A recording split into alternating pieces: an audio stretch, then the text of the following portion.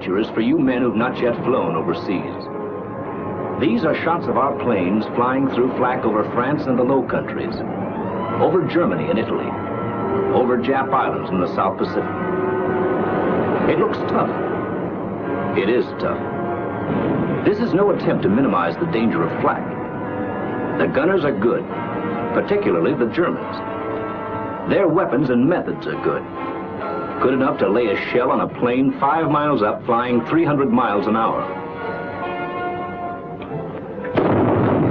Nevertheless, we've got a higher percentage of planes coming back now. There are a couple of reasons for that. One is the plain guts and skill of our bombers. Another is the increasing information from our flak intelligence. Bomber crews are forewarned as to what to expect, specifically. They're told, for instance, to begin taking evasive action 3 minutes off the enemy coast. It will consist of 20-degree changes in course, made at least every 30 seconds and held for at least 10 seconds. Here, you are to gain 1,000 feet in altitude. Arriving at your initial point, make a 90-degree change of course, lose 1,000 feet, and continue evasive action until you start your bombing run. Positive statements? The men in this room prefer it that way. They've learned that a bomber formation can't just take flak as it comes. They know that these briefing room statements are based on a scientific study, and they understand why evasive action must be flown exactly as planned. So that those of you who do not know can get the same understanding, let's have a good look at this flak business. Enemy anti-aircraft weapons vary from heavy guns like the German 88mm flak, the German 105mm flak, the Japanese 75mm, to small caliber automatic weapons like the German 20mm or the Japanese 25mm triple pom-pom. There's a great difference in methods of fire between the heavy gun and the small caliber automatic weapon. The heavy gun destroys aircraft by using a time-fused shell to put a large explosive burst in the near vicinity of the target. It must be, and is, accurate to high altitudes. The automatic weapon depends on a dense concentration of fire, flexibly controlled. Its shells explode when they actually hit the target. A heavy gun's shell takes roughly 1 second to climb 1,000 feet. It would take then about 27 seconds for a shell to reach the 27,000-foot level. This plane represents a bomber formation flying 200 miles per hour. If the gun is aimed directly at the planes at the time the shell is fired, the formation will have moved on almost 2 miles before the shell reaches their altitude. That's why a gunner always leads his target, like a hunter firing at ducks in flight. The hunter must judge his lead and aim ahead of the duck, if he is to hit it. But because of the great altitude and speed of a bomber, the anti-aircraft gunner cannot rely on dead reckoning. His leading must be a careful mathematical calculation. First, the aircraft is picked up in an optical sight and held on the crosshair. The sight keeps tracking it continuously, obtaining its direction and angular height while a stereoscopic rangefinder determines the altitude. At night or in bad weather, the aircraft may be tracked solely by radar. Whether tracked by optical sight or by radar, the information is fed by electric cable to a director. This mechanical quiz kid digests the data and automatically computes the right lead, setting the guns. So they will fire not at where the target is now, but at where it will be at the end of the shell's time of flight. The director will then go on automatically adjusting and setting the guns, as long as the planes remain in range. Of course, guns do not fire singly, but in batteries of 4 or 6. Our symbol now represents the heavier fire of a whole battery making a continuous pattern of bursts along the plane's course. Often, several batteries are within range, and all fire with the proper lead, as produced by their own fire control instruments. Each battery maintains predicted fire until it can no longer reach the attacking planes. But new batteries take up the firing as soon as they come within range. This is called continuously pointed fire. This is what continuously pointed fire looks like. Small groups of 1 to 4 bursts move along the course of your plane. keeping pace with you as the fire control instruments supply predicted firing data constantly. This is the most accurate and therefore most dangerous kind of anti-aircraft fire. The next most accurate kind is predicted concentration. For such fire control, a master command post directs the fire of several batteries in the region. Each gun symbol represents an entire battery. The target sighted, direction, angular height, and altitude readings are taken at several points along its course. Based on these readings, an actual prediction is made as to where the target will be in the sky a certain number of seconds later, and each battery is informed. Each adjusts its gun so that a concentrated fire will strike the point of prediction at the given time. While the first salvos are on the way, a new prediction is in the making. The guns are laid on the new point, and another concentration sent on its way. Bursts occur practically simultaneously. Not as accurate as continuously pointed fire, the predicted concentration has greater volume. From the aircraft, predicted concentrations appear as groups of 10 or more bursts at spaced intervals of approximately 60 seconds.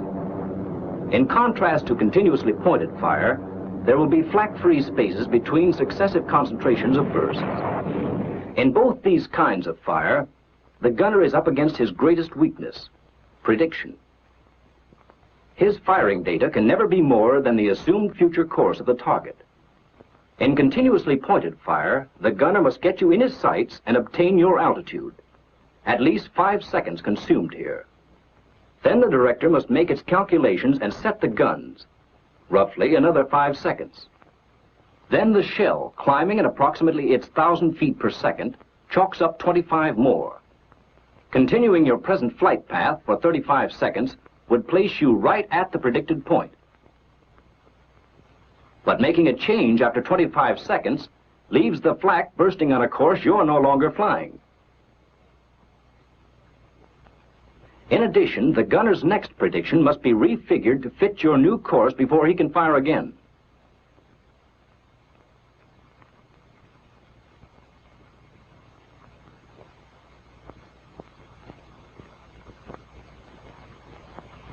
In predicted concentrations, the gunner has an even longer time lapse to contend with. For plotting the target's course, 25 seconds.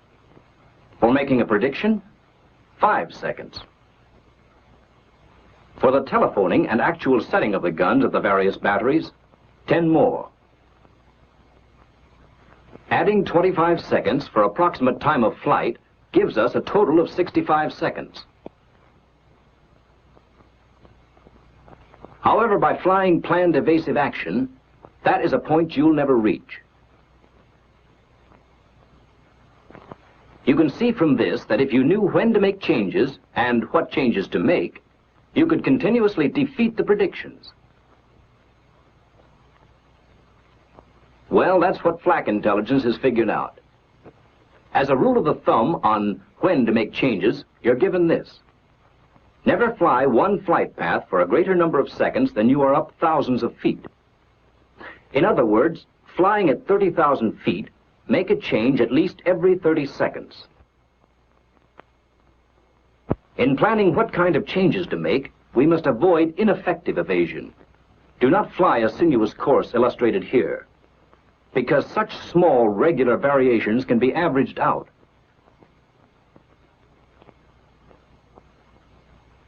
The same is true for small, regular changes in altitude.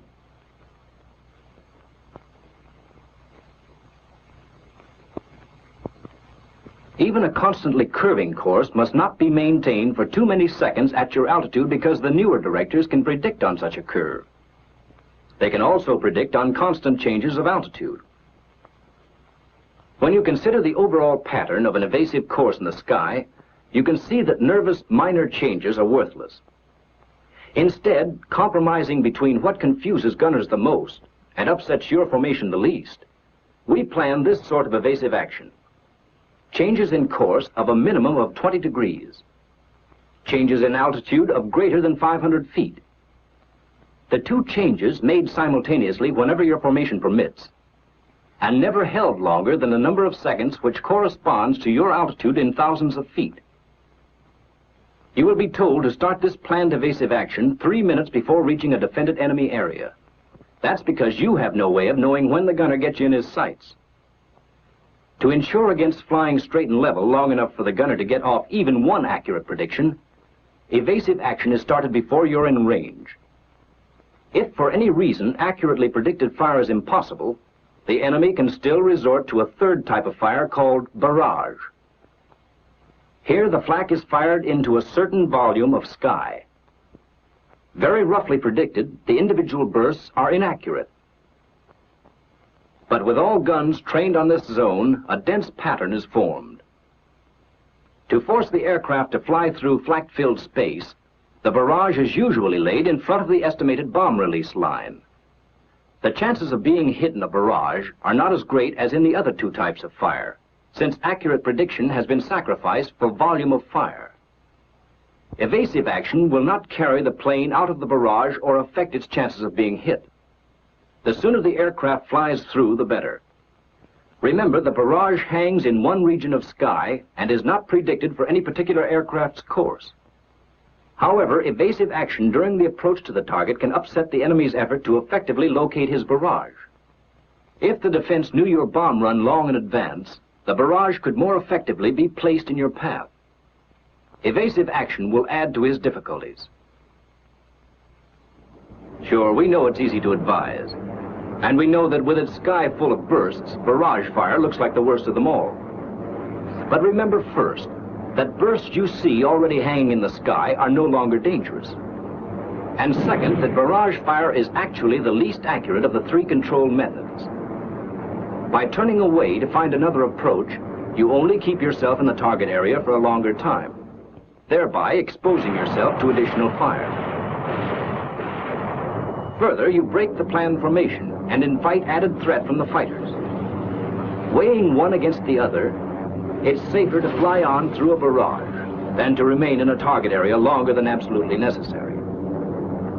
The evasive tactics we've seen so far were designed for heavy flak at high altitudes. Bombing missions are planned for high altitudes whenever possible because above 15,000 feet, anti-aircraft effectiveness decreases. Flak is quite accurate at 15,000 feet, but it becomes less accurate with altitude, so that at 20,000 feet, it is only 1/2 as accurate as it was at 15,000 feet. At 25,000 feet, its accuracy is again reduced by 1/2. At 30,000 feet, accuracy again is cut in half. In general, flak accuracy is reduced by 1/2 for every 5,000 feet increase in altitude. A common belief is that a magic medium altitude exists, where heavy flak has not yet become effective and light flak cannot reach. How wrong this legend is can be learned in a brief examination of the enemy's major guns. All light flak is effective up to 4,000 feet, and some special types are effective up to 10,000. Heavy flak becomes effective at about 3,000 feet, lowest level for which its time fuses can be set, then goes on to reach as high as 37,000 feet. This means that a medium altitude mission, say just about 10,000 feet, offers protection only against light flak.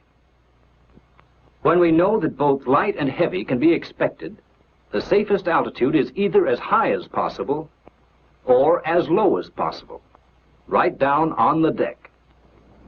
Flying on the deck renders heavy guns impotent, and at the same time gives the light automatic weapons their toughest possible traversing job because of your high angular velocity. It also enables you to surprise anti-aircraft defenses by making use of defilade caused by trees, houses, and low hills. Further, it affords a chance to come in on enemy positions with forward guns blazing. Evasive tactics at this low level, however, will differ greatly from those at high altitude. The enemy's automatic weapons do not rely on directors, for with the great decrease in the range with which they deal, the leading problem becomes almost as rapid as the duck hunters. And with the time of flight so short, gentle 20-degree changes will turn ducks or bombers into clay pigeons. So against light flak, Your protection lies in maximum speed combined with all the sudden alterations in the direction of flight that are possible within the limits of your formation. Skid turns, porpoising, corkscrews, side-slipping, anything which will keep those gunners guessing. Yes, keep those gunners guessing. But guesswork on your part won't do it. Evasive action. Routes to and from the target, the initial point, and the bomb run all must be planned to take advantage of the latest available flak intelligence. And even more important, all must then be flown exactly as planned.